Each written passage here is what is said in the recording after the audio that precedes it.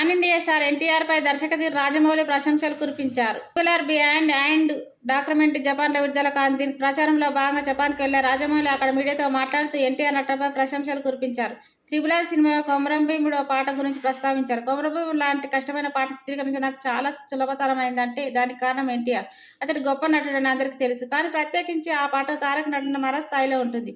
అతడి శరీరంలో అణు హావభావాలు పలికించాడు. ఆ పాట చిత్రీకరణ అతడి ముఖంపై కెమెరా పెట్టి ప్లే చేశాను. అంతే, అది గొప్పగా వచ్చింది. ఈ పాట వెనుక కొరియోగ్రాఫర్ ప్రతిభ కూడా ఉంది. తారకును ఎలా కట్టేయాలి, ఎలా వేలాడదీయాలని ఆలోచించి కొరియోగ్రాఫ్ చేశారు రాజమౌళి చెప్పారు.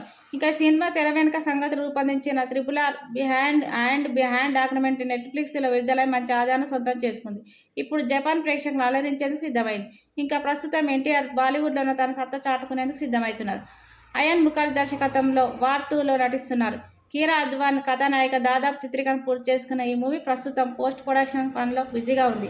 ఆగస్టు 14 ప్రపంచవ్యాప్తంగా ఇది విడుదల కానుంది.